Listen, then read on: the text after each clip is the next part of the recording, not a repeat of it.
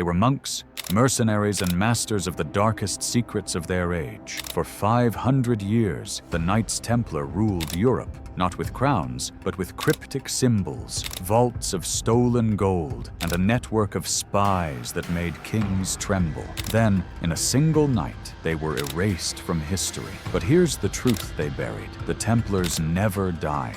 On Friday the 13th, 1307, a desperate king ordered their massacre. Thousands were arrested, tortured, and burned alive. Their treasure vanished. Their Grand Master cursed the throne of France, and within a year, that curse came true. But this isn't just a story about betrayal. It's about what they left behind. Hidden codes in medieval churches, a fleet of ghost ships carrying relics that could rewrite Christianity, and a secret so explosive, it's still guarded by the Vatican today. Why did the Templars excavate beneath Jerusalem's ruins? What did they bury before the king's soldiers arrived? And why do their symbols still appear in our banks, our governments, and even the CIA? Stick with me, and you'll learn why the world's most powerful cult didn't vanish. They just learned how to hide. They're watching, and this video is proof. To understand how the Templars became Europe's shadow rulers, we must go back to where it all began, the blood-soaked sands of Jerusalem. It's 1119, and the First Crusade has left the Holy City in ruins. Pilgrims flock to sacred sites, only to be slaughtered by bandits on lawless roads. Enter 9 knights, led by a French nobleman named Hugues de Payens. They claim to be humble warriors of God,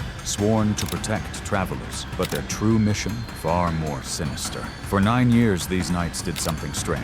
They didn't patrol roads or build shelters. Instead, they dug deep beneath Jerusalem's Temple Mount, the ruins of Solomon's Temple. What were they searching for? The Ark of the Covenant? The Holy Grail? Or something the church would kill to keep buried? In 1129, the Pope granted them unprecedented power, no taxes, immunity from laws, and loyalty only to Rome. Overnight, these beggar knights became a sovereign empire. Donations flooded in, castles, farms, even entire towns. But their true weapon wasn't faith, it was fear. At the Battle of Montgisard in 1177, 500 Templars faced 26,000 Muslim soldiers. They didn't just fight, they terrorized, burning villages, poisoning wells, spreading rumors they were invincible demons. They won, but their brutality shocked even the Pope. Yet their greatest power was money. They invented the first global banking system. Pilgrims could deposit gold in Paris and withdraw it in Jerusalem using encrypted notes, a medieval version of wire transfers. Their ledgers were written in ciphers so complex, modern code breakers still can't decode them. By 1300, they owned half of Europe, loaning to kings and blackmailing popes. But their greed blinded them. They mocked King Philip IV of France, who owed them a fortune. They flaunted their wealth, wearing gold crosses while nobles starved, and in their arrogance, they missed the warning signs until the king they'd bankrolled decided to erase them permanently. By 1300, the Templars were untouchable. They funded wars, owned kingdoms, and even the Pope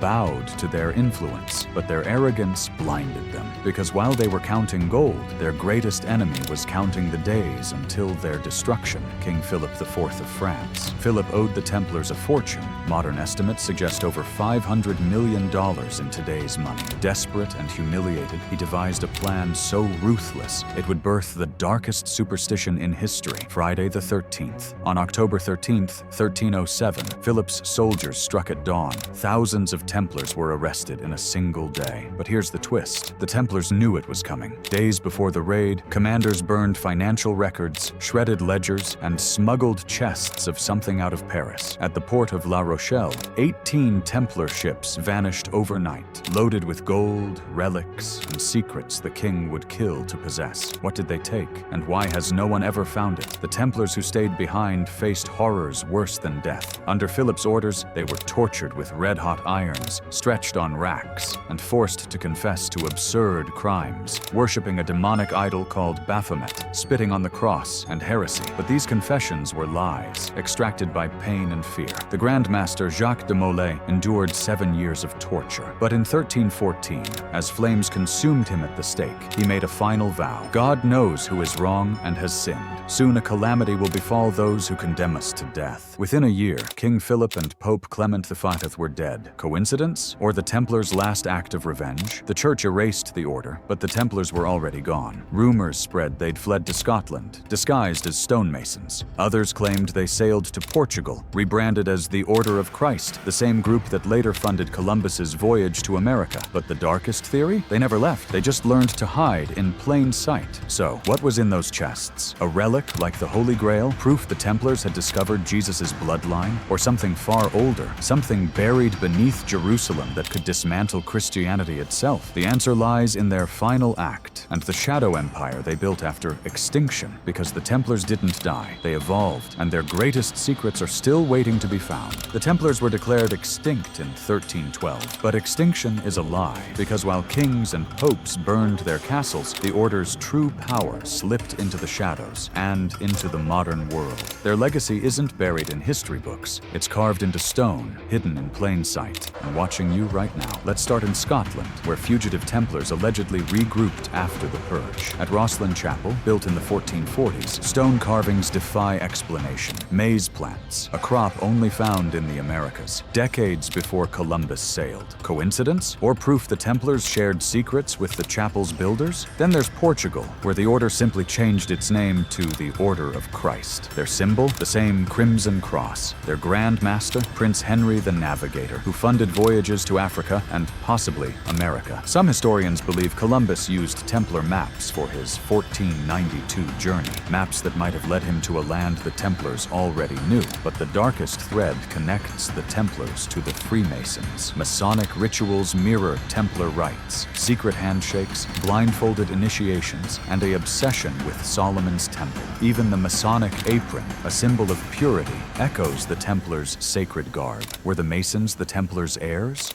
Or just another smokescreen? In 2007, the Vatican admitted the truth. Buried in its secret archives was the Chinon Parchment, a 14th century document absolving the Templars of heresy. But why wait 700 years to reveal it? And why are 90% of Templar trial records still classified? Today, their symbols are everywhere. The CIA headquarters in Langley features a Templar cross in its lobby. The US dollar bill hides a pyramid with the all-seeing eye, a Templar motif. Even TikTok is flooded with hashtag Templar Talk theories, claiming they control crypto, AI, and the New World Order. But the most chilling clue lies in plain sight. In 2019, researchers using LiDAR discovered a hidden tunnel beneath Acre, Israel, a Templar stronghold. Inside were bones, rusted swords, and a chest engraved with a single phrase, Non nobis domine. Not unto us, O Lord, the Templars' motto. What else is buried there, and who wants it to stay hidden? The Templars mastered the art of vanishing. But their greatest trick wasn't disappearing. It was making us believe they were gone, because their true legacy isn't relics or gold. It's the blueprint for ruling the world from the shadows. The Templars mastered the art of war, the science of money, and the power of myth. They built an empire that outlived kings, popes, and even their own extinction. But their greatest trick wasn't hiding treasure or faking their demise. It was making us believe they were gone. Today, their symbols surround us, in the Freemason's compass on your dollar bill, in the all-seeing eye of the CIA's lobby, in the TikTok theories that go viral every Friday the 13th. The Templars didn't vanish. They became a mirror, a reflection of our obsession with secrets, power, and the thrill of the unsolved. So did they survive, or did we need them to survive? The answer lies in the questions we still ask. Why did the Vatican wait 700 years to admit their innocence? What's buried in the sealed archives? And what awaits in that hidden tunnel beneath Acre? Until those secrets are revealed, the Templars win. Because as long as we keep searching, their legend and their power lives on. They promised to return. Maybe they already have. Maybe they're reading this script. Or maybe they're you. Pause here. Spot a Templar symbol? Comment below.